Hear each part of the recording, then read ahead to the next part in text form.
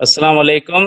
Green valley school की जानिब से मैं सभी वालिदैन, हाज़रीन, नाज़रीन और बच्चों का इस्तकबाल करता हूँ। आज हमारे बीच ऐसी शख्सियत हैं, वो जनाब हाफ़िज़ सद्दाम हुसैन साहब। वो हमारे स्कूल के कुरानिक स्कॉलर और उस्ताद भी हैं। आज हम उनसे छोटी-सी गुफ्तगू में ये जानेंगे और ज़्यादा जानकारी पाएँगे कि कुरान की अहमियत क्या है। अब मैं सद्दाम हुसैन हज़रत से दरख्वास्त करता हूँ कि वो वेबिनार शुरू करें। अस्सलामु अलैकुम वरहमतुल्लाहि वबरकातुहू। मुहतरम बुजुर्गों, प्यारे बच्चों और बच्चियां, मुहतरम मुकर्रम वालिदैन और तमाम मुअल्लिम और मुअल्लिमा, उम्मीद है कि आप सब खैरियत से होंगे। मेरा आज का जो मौज़ू सख़ुन है, आज का जो टॉपिक है, वो है कुरान की अहमियत।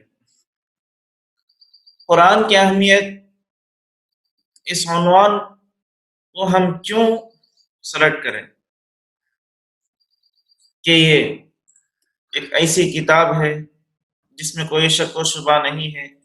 हमारे अंदर बहुत सी चीज़ों की आज़मत होती है, अहमियत होती है। तो मेरा छोटा सा ख्याल आया कि हमारे दिलों में कुरान जैसी एक अजीम किताब की अहमियत भी होना चाहिए।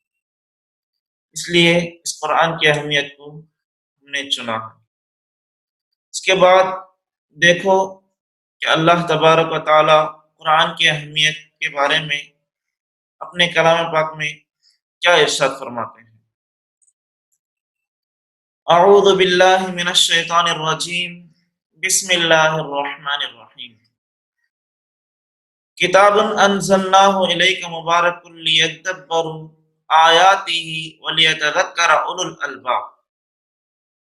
सूरतुल माइदा के सूरतुस साद की आयत है कि अल्लाह तबारक व तआला इस आयत में हमें क्या तरगीब देना चाहते हैं, हमें क्या बतलाना चाहते हैं कुरान की अहमियत के बारे में। इसका तर्जुमा देखें, एक किताब है कि हमने तुम्हारी तरफ उतारी, बरकत वाली, ताकि इसकी आयतों को सोचे और अक्लमंद नसीहत माने।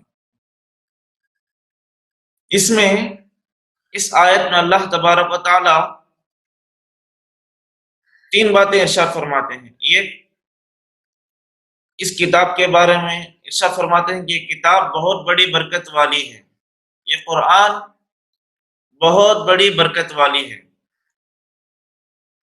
और उसके बाद अल्लाह तबारक व तआला क्या इरशाद फरमाते हैं कि इसकी आयतों को सोचें। मतलब जब बदी और नेकी, यानी अच्छाई और बुराई दोनों एक नहीं हो सकती है, तो उसके लिए हमें रहनुमाई जरूरत है।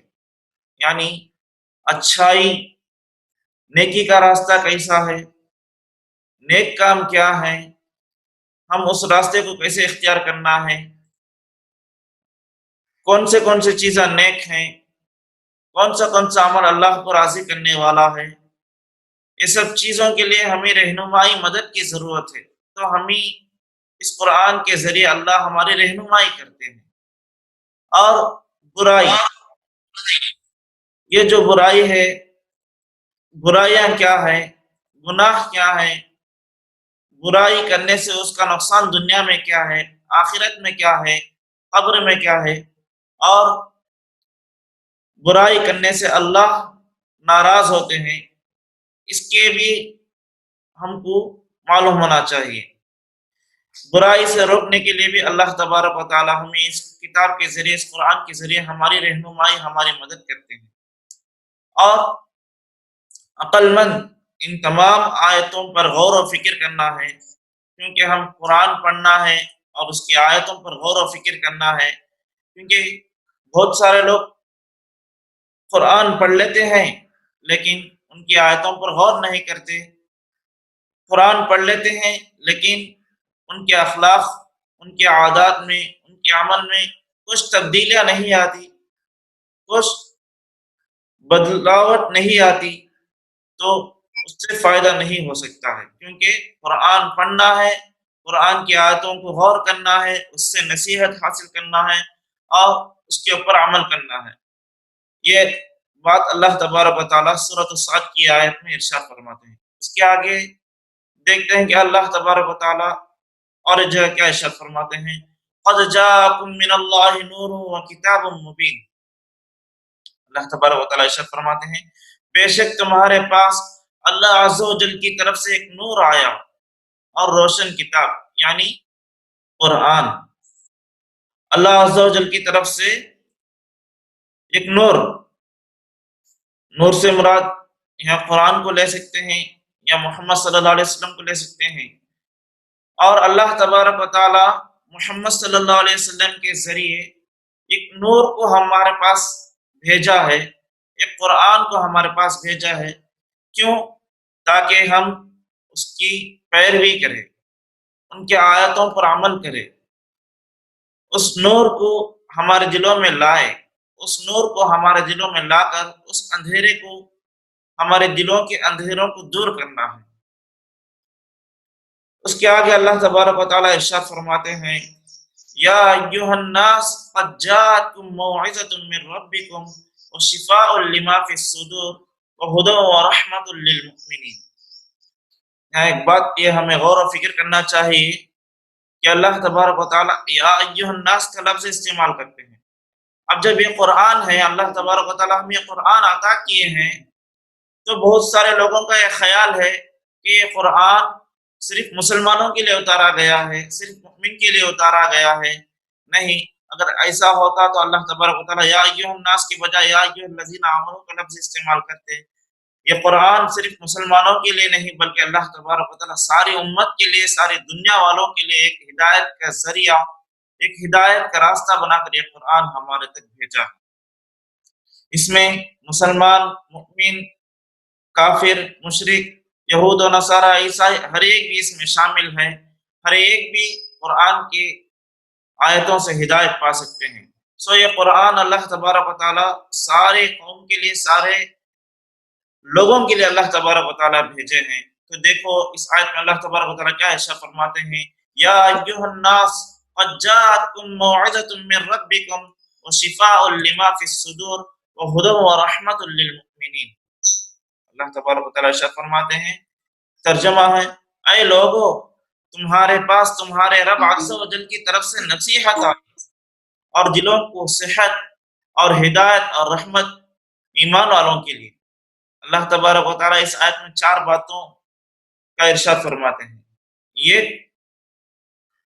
اس کتاب کو اللہ تبارک و تعالیٰ ہمارے لیے ایک نصیحت، وعظ، ان آیتوں پر، قرآن کی آیتوں پر غور کریں گے تو ہم کو اس کی نصیحت سمجھ میں آئے گی۔ اللہ تبارک و تعالیٰ ہمیں اچھائی کی نصیحت کرتے ہیں، برائی سے روکتے ہیں اس قرآن میں۔ تو اللہ تبارک و تعالیٰ کی نصیحت ہے، اللہ تبارک و تعالیٰ کی وعظ ہے ہمارے پاس کہ اللہ تبارک و تعالیٰ اپنے بندوں کو ایک ترغیب دینا چاہتے ہیں کہ بندو اس طرح کرو، اس طرح کرو، اس طرح کرو، اس طرح کرو گے تو تمہارے لیے بہت سارا انعام ہے۔ تو اللہ تبارک و تعالیٰ ہمارے لیے نصیحت کرتے ہیں۔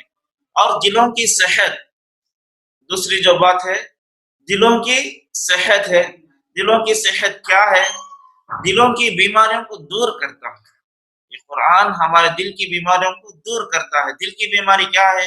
کہ ہمارے دل میں کفر و نفاق ہے، حسد ہے، بغض ہے، کینہ ہے، عداوت ہے۔ ان تمام بیماریوں کو اللہ تبارک و تعالی قرآن کے ذریعے سے اللہ تبارک و تعالیٰ ان بیماریوں کو دور کرتے ہیں۔ بعض جگہ آتا ہے کہ اللہ تبارک و تعالی دلوں کی بیماری ہی نہیں بلکہ جسمانی بیماریوں کا علاج بھی اللہ تبارک و تعالیٰ قرآن شریف میں رکھے ہیں۔ اور تیسری جو بات اس آیت میں اللہ تبارک و تعالیٰ ارشاد فرماتے ہیں وہ ہدایت ہے۔ ہدایت ایک بہترین راستہ دکھانے والی چیز، ہماری گمراہیوں کو صحیح راہ پر لانے کی چیز یہ قرآن مجید ہے۔ اور چوتھی جو بات ہے رحمت، یہ قرآن ہمارے لیے ایک رحمت کا ذریعہ ہے، ہمارے اوپر ایک رحمت ہے۔ اس قرآن کو اللہ سے دعا کرے کہ اللہ تبارک و تعالی ہمیں اس کی رحمت، اس کی صحت اور اس کی ہدایت اور اس کی نصیحت سے خوب وابستہ ہونے کی توفیق عطا فرمائے، اور اس کی نصیحتوں کو پورے طریقے سے سن کر اس پر عمل کرنے کی توفیق عطا فرمائے۔ اللہ تبارک و تعالیٰ اس کے بعد ایک اور آیت میں اپنے قرآن کے بارے میں ارشاد فرماتے ہیں وَلَقَدْ يَسَّرْنَا الْقُرْآنَ لِلذِّكْرِ فَهَلْ مِن مُدَّكِرٍ، اور بے شک ہم نے قرآن یاد کرنے کے لیے آسان فرما دیا، تو ہے کوئی یاد کرنے والا۔ اللہ تبارک و تعالیٰ اپنے کلام پاک کو ہمارے لیے بہت آسان کرتے ہیں۔ اس قرآن کے الفاظ، قرآن کا معنی، اس کو سمجھنا، اس میں کوئی دقت، کوئی تکلیف نہیں ہے۔ اس کو سمجھنے میں کوئی تکلیف نہیں ہے، سمجھانے میں کوئی تکلیف نہیں ہے، پڑھنے میں کوئی تکلیف نہیں ہے، عمل کرنے میں کوئی تکلیف نہیں ہے۔ اللہ تبارک و تعالیٰ ہمارے لیے آسان کر دیا ہے قرآن مجید کو۔ وَلَقَدْ يَسَّرْنَا الْقُرْآنَ لِلذِّكْرِ فَهَلْ مِن مُدَّكِرٍ، اللہ تبارک و تعالیٰ صاف ارشاد فرماتے ہیں کہ بے شک ہم نے قرآن یاد کرنے کے لیے آسان فرما دیا۔ تو اس کے بعد اللہ تبارک و تعالیٰ ہم سے سوال کرتا ہے تو ہے کوئی یاد کرنے والا۔ اللہ تبارک و تعالیٰ ہم پر سوال کرتے ہیں اس قرآن کو یاد کرنے والا ہے کوئی، اس پر عمل کرنے والا ہے کوئی؟ تو دیکھو اس کا ایک سامنے صاف ظاہر ہوتا ہے کہ اس قرآن کو کئی بچے، معصوم بچے، 10 سال کے، 12 سال کے، 14 سال کے معصوم بچے اس قرآن کو آسانی کے ساتھ حفظ کر لیتے ہیں، 30 پارہ مکمل اپنے سینے میں اتار لیتے ہیں۔ یہ اللہ تبارک و تعالیٰ کا ایک وعدہ سچ ہو گیا کہ ہم نے قرآن کو آسان کر دیا۔ اور ہم قرآن پڑھنے کے لیے ہمارے پاس کوئی عمر مقید نہیں ہے۔ ہم سوچتے ہیں کہ بچپن کی عمر میں قرآن پڑھنا ہے، بڑے ہونے پر قرآن پڑھنے پر ذہن میں نہیں ہوتا تھا، حالانکہ نبی پاک صلی اللہ علیہ وسلم پر 40 سال کی عمر میں اس قرآن کو نازل کیا گیا۔ حضرت ابوبکر رضی اللہ عنہ، کئی صحابہ عمر ہونے کے بعد بڑی بڑی عمر میں قرآن کو یاد کیا، ان کی باتوں کو سمجھا، اس پر عمل کیا۔ تو ہمارے لیے قرآن پڑھنے، یاد کرنے کے لیے کوئی عمر، اس کو سمجھنے کے لیے مقید نہیں ہے۔ جب بھی چاہے ہم قرآن پڑھ سکتے ہیں، کیونکہ اللہ تبارک و تعالیٰ ہمیں قرآن ہمارے لیے آسان کر دیا، بس ہمیں اس کے لیے وقت نکالنا ہے، اس کے لیے ہم محنت کرنا ہے۔ یہ چند آیت تھی، اللہ تبارک و تعالیٰ قرآن پاک میں اپنے کلام پاک کی عظمت اور اہمیت بیان کی ہے۔ اس کے بعد دیکھیں کہ نبی پاک صلی اللہ علیہ وسلم کیا ارشاد فرماتے ہیں۔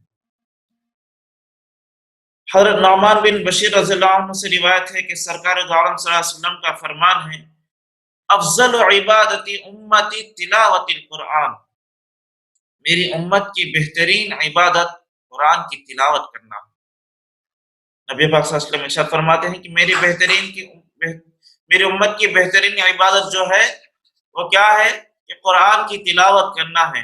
قرآن کی تلاوت کرنا بہترین عبادت ہے، بہترین عباداتوں میں سے ایک عبادت ہے۔ اس لیے ہمیں چاہیے کہ ہم جہاں تک ہو سکے بار بار قرآن کی تلاوت کریں۔ اس کے آگے سیدنا عثمان غنی رضی اللہ عنہ روایت کرتے ہیں کہ سرکار مدینہ صلی اللہ علیہ وسلم کا فرمان ہے خیرکم من تعلم القرآن وعلمہ، ترجمہ تم میں سب سے بہتر وہ ہے جو قرآن کو سیکھے اور سکھائے۔ نبی پاک صلی اللہ علیہ وسلم اور مرتبہ فرماتے ہیں کہ تم میں سب سے بہتر وہ آدمی ہے جو قرآن کو سیکھے، سیکھنے والا بھی بہتر آدمی ہے، قرآن کو سکھانے والا بھی بہتر آدمی ہے۔ ذرا سوچو کہ اس قرآن کی کتنی بڑی اہمیت، کتنی بڑی فضیلت ہے کہ اللہ کے نبی صلی اللہ علیہ وسلم نے ارشاد فرمایا کہ سیکھنے اور سکھانے والے بہترین آدمیاں ہیں، بہترین لوگ ہیں، بہترین عمل ہے۔ تم میں سب سے بہتر وہ ہے جو قرآن کو سیکھے اور سکھائے۔ اس کے بعد حضرت عبداللہ ابن مسعود رضی اللہ عنہ روایت کرتے ہیں کہ سرکار دو عالم صلی اللہ علیہ وسلم کا فرمان ہے کہ میں نے کتاب اللہ یعنی قرآن میں سے ایک حرف پڑھا تو اس کو ہر حرف کے بدلے ایک نیکی ملے گی، اور ہر نیکی 10 نیکیوں کے برابر۔ اللہ اکبر! دیکھو کہ قرآن مجید کی کتنی بڑی فضیلت ہے، کتنے بڑے برکات ہیں، کتنا ثواب ہے۔ اللہ ہم پر نیکیوں کو بکھیرنا چاہتے ہیں، نیکیوں کی بارش برسانا چاہتے ہیں، ذرا دیکھو کہ قرآن کی ایک حرف پر ایک نیکی ہے، اور وہ ایک نیکی 10 نیکیوں کے برابر ہے۔ اب کوئی بندہ الف لام میم پڑھا، اس میں لکھتے ہیں کہ الف لام میم کو ایک حرف نہیں کہتا، بلکہ الف ایک حرف ہے، لام ایک حرف ہے، اور میم ایک حرف ہے۔ اگر کوئی بندہ الف لام میم پڑھا، اس الف لام میم پڑھنے کے لیے 1 سیکنڈ ہوا، تو الف کو ایک حرف، لام ایک حرف، میم ایک حرف، تو گویا الف پڑھنے میں 10 نیکیاں، لام کو پڑھنے میں 10 نیکیاں، میم کو پڑھنے میں 10 نیکیاں، گویا وہ بندہ سیکنڈ میں، لمحے میں 30 نیکیاں کما لیتا ہے۔ الف لام میم بولنے کے لیے زیادہ وقت نہیں لگتا، بلکہ تھوڑی سی وقت میں، ایک لمحے میں اللہ تبارک و تعالیٰ اس کو 30 نیکیوں کا حقدار بنا دیتے ہیں۔ اتنا بڑا اجر ہے اس قرآن پاک کو پڑھنے کا۔ ہمیں اس قرآن کی تلاوت بار بار کرتے رہنے کی توفیق عطا فرمائے۔ حضرت سیدنا ابو ہریرہ رضی اللہ تعالیٰ عنہ سے روایت ہے کہ سرکار دو عالم صلی اللہ علیہ وسلم کا فرمان ہے کہ جو قوم بھی کتاب اللہ یعنی قرآن کی تلاوت کرنے اور اس کو باہمی ایک دوسرے کو پڑھنے پڑھانے کے لیے اللہ عز و جل کے گھروں میں سے کسی گھر میں جمع ہوتی ہے، تو ان پر سکینہ یعنی چین سکون نازل ہوتی ہے، اور ان پر اللہ عز و جل کی رحمت چھا جاتی ہے، اور فرشتے انہیں حفاظت کے لیے گھیر لیتے ہیں، اور اللہ عز و جل ان کا اپنے قریب والے فرشتوں میں ذکر فرماتے ہیں۔ یہ بھی کتنی بڑی فضیلت کی بات ہے، اہمیت کی بات ہے کہ کوئی ایک چند لوگ، کوئی بھی قوم ہو، جو بھی قوم ہو، قرآن کو پڑھنے کے لیے یا پڑھانے کے لیے ایک ساتھ جمع اگر کسی گھر میں ہوتے ہیں، کسی مکان میں ہوتے ہیں، تو اللہ تبارک و تعالیٰ اس گھر میں سکینہ یعنی سکون نازل فرماتے ہیں، چین نازل فرماتے ہیں۔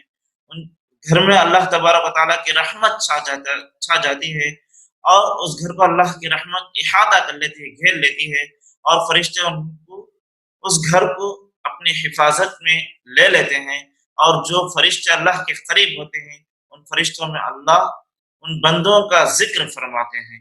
حضرت سیدنا معاذ رضی اللہ تعالیٰ عنہ سے روایت ہے کہ سرکار دو عالم صلی اللہ علیہ وسلم نے فرمایا کہ جو شخص قرآن پڑھے اور اس پر عمل کرے تو قیامت کے دن اس کے ماں باپ کو ایسا تاج پہنایا جائے گا کہ اس کی روشنی دنیا کی سورج کی روشنی سے بڑھ کر ہوگی۔ ایسا سمجھ لو کہ سورج اتنا قریب ہو جائے گا، گویا سورج ان کے گھر میں اتر آنے پر کتنی روشنی ہوگی، اتنی روشنی۔ کن کے لیے ہے یہ؟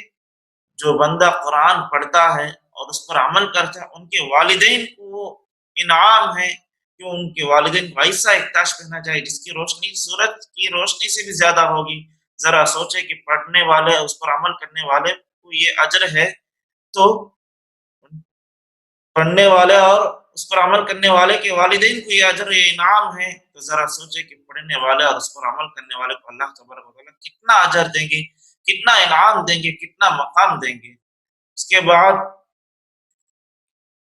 حضرت ابو ذر غفاری رضی اللہ عنہ نے عرض کیا، یا رسول اللہ صلی اللہ علیہ وسلم مجھے کچھ اچھی باتیں بتائے۔ حضور صلی اللہ علیہ وسلم نے ارشاد فرمایا کہ اے ابو ذر، اللہ کا تقوی اختیار کر لو، اللہ سے ڈرنے والے ہو جاؤ، جہاں بھی ہو، سفر میں ہو، حضر میں ہو، جہاں بھی اللہ سے ڈرنے والے ہو جاؤ، وہی سارے معاملات کی اصل ہے۔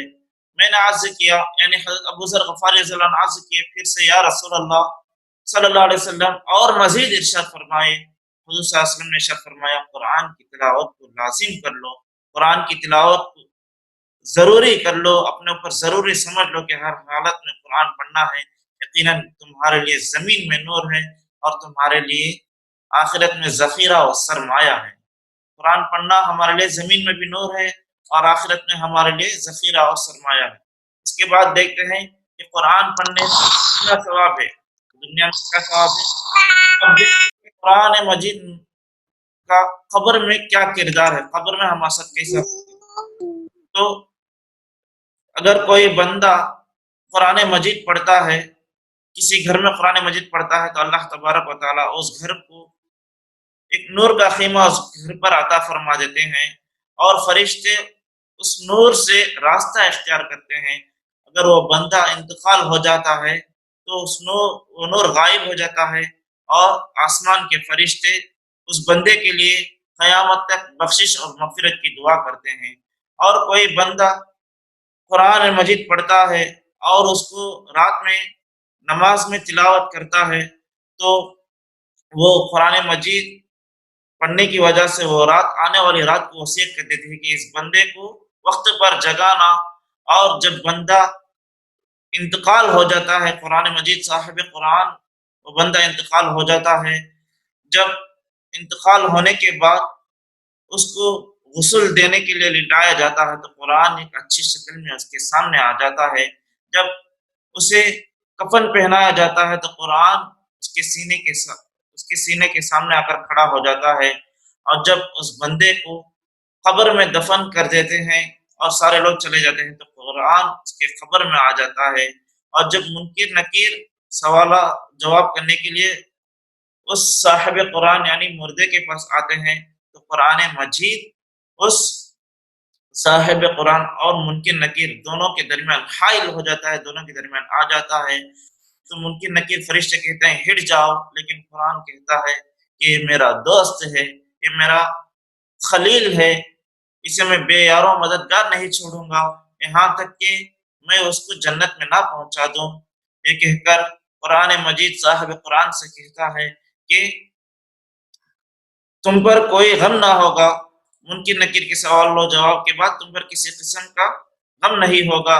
پھر منکر نکیر سوال و جواب کر کے چلے جانے کے بعد قرآن صاحب قرآن کی طرف جو قرآن پڑھتا تھا ان کی طرف دیکھتا ہے اور کہتا ہے کہ میں وہی ہوں جو جس کو تو نے دنیا میں بلند آواز سے زور آواز سے پڑھتا تھا، جس کی میں وہی ہوں جس کو تو نے رات بھر اپنی نیند کی قربانی دے کر رات بھر مجھے پڑھتا تھا، اور دن ہونے پر تکتا تھا کہ کب رات ہو جائے اور کب قرآن مجید پڑھ لوں، مجھے نماز میں پڑھتا تھا، مجھ سے محبت کرتا تھا، آج میں تجھ سے محبت کرتا ہوں، اور میں جس سے محبت کرتا ہوں اللہ بھی اس سے محبت کرتے ہیں۔ یہ کہہ کر قرآن مجید پھر صاحب قرآن سے کہتا ہے کہ میں آپ کے لیے صاحب قرآن کی طرف دیکھ کر کہتا ہے کہ میں تمہارے لیے ایک نرم بستر ایک نرم چادر لاتا ہوں۔ یہ کہہ کر قرآن مجید آسمان کی طرف جاتا ہے اور اللہ رب العزت کے پاس ایک بہترین چادر لے آتا ہے، اور چھٹے آسمان کے 1000 مقرب فرشتے اس صاحب قرآن کے لیے ایک بہترین بستر لاتے ہیں، اور قبر میں آ کر صاحب قرآن سے کہتے ہیں فرشتے کہ ہٹ جاؤ تمہارے لیے بستر بچھانا ہے، تو صاحب قرآن ہٹتا ہے تو نرم بہترین بستر اس کے لیے قبر میں بچھا دیتے ہیں، اور اس کے سر اور پاؤں کے تلے ایک بہترین نرم تکیہ رکھ دیتے ہیں، اور اس کے قبر میں ایک جنت کا نور کا چراغ روشن کر دیتے ہیں جو قیامت تک روشن رہے گا۔ اس کے بعد اس کو دائیں پہلو یعنی قبلے کی طرف لٹا کر سلا دیتے ہیں، اور چنبیلی کی پھول کا چڑھاؤ خوشبو والے پھول کا چڑھاؤ اس پر چڑھا دیتے ہیں، اور اس کے قبر کو 400 سال کی مسافت تک کشادہ کر دیتے ہیں، کھول دیتے ہیں، چوڑا کر دیتے ہیں اس کے قبر کو۔ ذرا سوچے کہ صاحب قرآن کو قبر میں کتنی ساتھ دیتا ہے، اور سب کر کے چلے جاتے ہیں تو قبر میں قرآن مجید اور صاحب قرآن دونوں ساتھ رہتے ہیں، قرآن اس کے ساتھ قیامت تک رہتا ہے، اور قرآن صاحب قرآن کی اعلیٰ اولاد میں اگر کوئی قرآن پڑھتا ہے تو اس کے لیے دعائیں دیتا ہے، اور اگر کوئی برا کام کرتا ہے گناہ کرتا ہے تو اس کے لیے اصلاح کی دعائیں کرتا ہے۔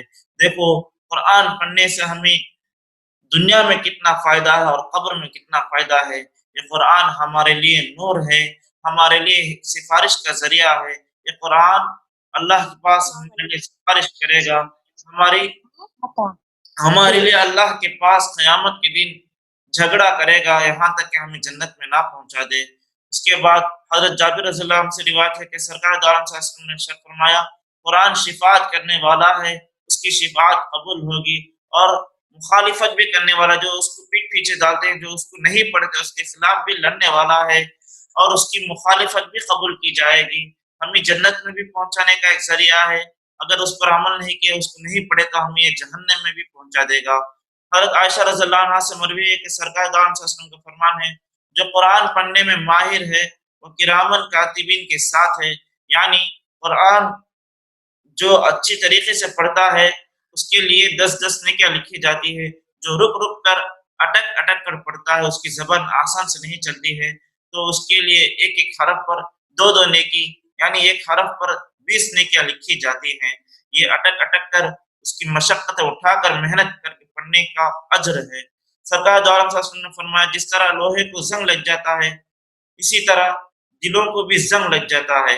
دل کا زنگ کس طرح دور کیا جاتا ہے؟ فرمایا کہ کثرت سے موت کو یاد کرنا ہے اور زیادہ سے زیادہ قرآن پاک کی تلاوت کرنے سے دل کا زنگ دور ہو جاتا ہے.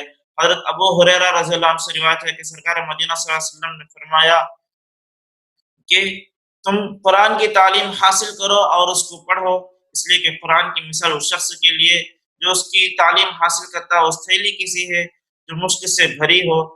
مطلب قرآن کی تعلیم حاصل کرنے والا اور اس سے دوسروں کو فائدہ پہنچانے والے کی مثال اس طریقے کی ہے جس طرح ایک تھیلی میں مشق ہو اور وہ تھیلی کھلی ہوئی ہو تو اس تھیلی کھلی ہونے کی وجہ سے وہ مشق بہت سارے لوگوں کو پہنچتی ہے. جو قرآن پڑھتا ہے اس پر عمل نہیں کرتا، اسے دوسروں کو فائدہ نہیں ہوتا، تو اس شخص کی مثال اس طریقے کی ہے جس طرح مشق تھیلی میں ہو اور وہ تھیلی بند ہو جائے، اس طرح اس شخص کی مثال ہے. محترم دوستو، یہ چند باتیں تھیں قرآن کی عظمت اور اہمیت کے بارے میں. اس لیے فرمایا گیا کہ ہمیں بھی قرآن کو زیادہ سے زیادہ پڑھنا ہے، ہر روز پڑھنا ہے، ہر دن پڑھنا ہے اور اپنے بچوں کو زیادہ سے زیادہ قرآن پاک کی تلاوت کراتے رہے، قرآن کو سکھاتے رہے، ہم بھی سیکھتے رہے، قرآن کی باتوں پر عمل کرتے رہے. آخر میں ایک شعر پڑھتا ہوں کہ وہ معزز تھے زمانے میں مسلمان ہو کر، وہ معزز تھے زمانے میں مسلمان ہو کر اور ہم خار ہوئے تاریخ قرآن ہو کر. وہ لوگ جو اللہ والے تھے، قرآن پاک کی تلاوت کرنے والے تھے، قرآن سے محبت کرنے والے تھے، وہ باعزت تھے. اور ہم ذلیل ہونے کی وجہ کیا ہے؟ کہ یہی ہے کہ ہم قرآن کو چھوڑ دیے. یہی وجہ ہے کہ آج ہم ذلیل ہو رہے ہیں کہ ہمارے کلام اللہ کو، ہمارے لیے ہدایت کے ذریعے کو ہم پیٹ پیچھے کر دیے ہیں، اس کو چھوڑ دیے ہیں. یہ چند باتیں تھی آپ لوگوں کے سامنے ہم نے رکھے. اب اگر اس میں آپ لوگوں کو کچھ ڈاؤٹ ہو، کچھ شک ہو، کچھ سوال کرنا چاہے تو آپ لوگ کر سکتے ہیں.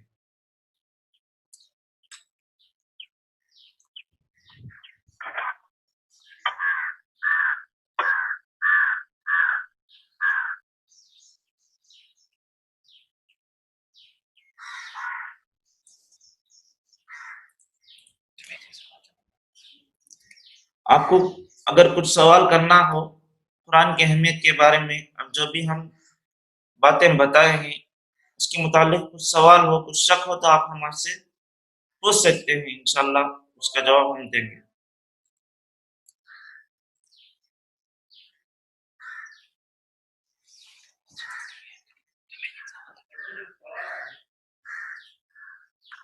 ہلو جی حضرت، ایک سوال ہے کہ کیا قرآن میں بیماریوں کا سب علاج دیا ہوا ہے؟ جی اس بارے میں کیا آپ تھوڑا بتا سکتے ہیں حضرت؟ قرآن میں آتا ہے نا، دو طریقے کی بیماریوں کو بھی علاج ہے. ایک دل کی بیماری، جیسا کہ میں نے ارشاد فرمایا تھا، میں نے ابھی اس کے دوران فرمایا تھا کہ دلوں کی بیماری کے لیے بھی شفا ہے اور جسمانی بیماری ہے. اگر کسی بندے کو تکلیف ہے تو اللہ تبارک و تعالیٰ سورۃ الفاتحہ جو نازل کیے ہیں اس کا اور ایک نام شفا بھی ہے، شفا بھی ہے. اس کو 3 مرتبہ سورۃ الفاتحہ کو 3 مرتبہ صحیح دل کے پختہ ارادے سے پڑھ کر دم کر لے کسی پانی میں اور وہ پانی پی لے تو انشاءاللہ تعالی جو بھی درد ہو، جسمانی درد، اللہ شفا کریں گے. اور کچھ جزاک اللہ. اور کچھ آپ کو؟ السلام علیکم حضرت. جی وعلیکم السلام، فرمائیے. جی، شفا اور شفا میں یہ دونوں کا کچھ ایسا اس کا ذرا معنی آپ سمجھائیں گے؟ آپ جی شفا جی، اور شفا. شفا مطلب آپ کو شفا نہیں بولتے، اصل اس کا جو ہے شفا ہے، کیونکہ قرآن میں بھی آیت آپ دیکھے ہوں گے کہ شفا کا لفظ زیر سے آیا ہے. شفا یہ کوئی معنی نہیں رکھتا، اصل اسے ہمیں بولنا ہے شفا. شفا نہیں، اس کا نام شفا ہے، یعنی علاج، بیماریوں کا علاج شفا. شفا سے تو کوئی معنی نہیں رکھتا، شفا زیر کے ساتھ بولنا. اور کچھ ڈاؤٹ ہے؟ جزاک اللہ. اور کچھ پوچھنا چاہے تو بھی پوچھ سکتے ہیں آرام کے ساتھ. और किसी को डाउट्स हैं? If anybody has doubt, please clarify now only or type in the chat box immediately. The session will be going to be ending now. हजरत एक सवाल है, जी हानिया ने पूछा है कि क्या डेली सूरा टू बी रिसाइटेड है? सूरे कौन कौन से सूरे डेली हम रिसाइट कर सकते हैं? हाँ, सोने से पहले हम आकर है ना सूरत सजदा, सूरत मुल्क, इसकी तो बहुत बड़ी फजीलत आई है कि सोने से पहले अगर हम सूरत सजदा पढ़कर सोएंगे तो क़यामत के दिन अगर हमारे हक में अगर जहन्नम भी लिख दिया जाए तो वो सूरत सजदा और सूरत मुल्क एक परिंदे की शक्ल में आकर अल्लाह से झगड़ा करेगी कि अल्लाह ये बंदा तो मुझे हर रोज रात में सोने से पहले पढ़ता था, इसको जन्नत में भेजो, अगर तुम इसको जन्नत में नहीं भेजेंगे तो मुझे कुरान से निकाल दो। ये हमें झगड़ा करके अल्लाह के पास हमें जन्नत में भेजेंगे, सूरतुल मुल्क और सूरतुल सजदा। और सुबह शाम है ना सूरतुल फलक और सूरतुल नास पढ़ते रहेंगे तो हर मुश्किल जो भी हासिदीन का हसद है, जादुओं के जादू है, इन सब से अल्लाह तबारक व तआला हमें बचा कर रखेंगे। वालेकुम जी, फरमाइए। सुबह और शाम की दुआ पढ़ने की अहमियत क्या है? सुबह और शाम की दुआ पढ़ने से अहमियत क्या है? तो सुबह अगर हम दुआ पढ़ेंगे मतलब बिस्मिल्लाहिल्लज़ी ला यज़ुर्रु मअ इस्मिही शैउन फिल अर्ज़ि वला फिस समाई वहुवा समीउल अलीम, अगर हम सुबह की दुआ पढ़ेंगे तो अल्लाह तबारक व तआला शाम तक हम पर से जो भी परेशानी आने वाली है उसको रोक देंगे, उस परेशानी को खत्म कर देंगे। और जब शाम को पढ़ते हैं तो सुबह तक अल्लाह हमारी हिफाजत करेगा। जज़ाकल्लाह जी। Anybody else? और किसी को डाउट पूछना है तो प्लीज फरमाइए या टाइप कीजिए चैट बॉक्स में। वालेकुम अस्सलाम। वालेकुम अस्सलाम हजरत। अस्सलाम वालेकुम। मरहूम के ईसाले सवाब करना कैसा है? कुरान में इसका साबित है क्या ये? हाँ, मरहूम को ईसाले सवाब कर सकते हैं हमें बहुत सारे। जी जी जी तो ईसाले सवाब हमें कर सकते हैं। कुरान की आयत पढ़कर, कुरान का सूरा पढ़कर हम उनको सवाब पहुंचा सकते हैं, जब चाहे कर सकते हैं। मरहूम को हमें जब चाहे, हमारा दिल जब चाहे और हमेशा हम कर सकते हैं, लेकिन चंद लोग उसको वक्त मुतय्यन करके, दिन तय करके जो वो गलत है। मरहूम को तो हमेशा हमें कुरान के जरिए, सदकात के जरिए, गरीबों को खाना खिलाने के जरिए, हर चीज के जरिए हम उनको सवाब पहुंचा सकते हैं, लेकिन वक्त मुतय्यन करना, ये दिन करना, ये तो गलत बात है। और कुछ डाउट है क्या? अगर शिर्क करने का भी एक बात आता है, उसमें डाउट आता है। शिर्क कुरान को बख्शाना नहीं हमें, वो शिर्क होता ऐसा? नहीं, बख्शिश का भी एक जरिया बिद्दत होता ऐसा कर को बोलते। नहीं, कुरान एक बख्शिश का जरिया है जी। हमें जितना, क्योंकि कुरान के एक एक हरफ पर 10-10 नेकी है। अगर हम पढ़कर या अल्लाह इसका सवाब उन मरहूम को पहुंचा दे तो फौरन अल्लाह तबारक व तआला एक मरहूम ने हमें, जितने भी मरहूम का इरादा करते हैं उन तमाम को अल्लाह तबारक व तआला सवाब पहुंचाएगा। और इस सवाब से अल्लाह ना उनके अज़ाब, गुनाह कम करेंगे। एक जरिया भी है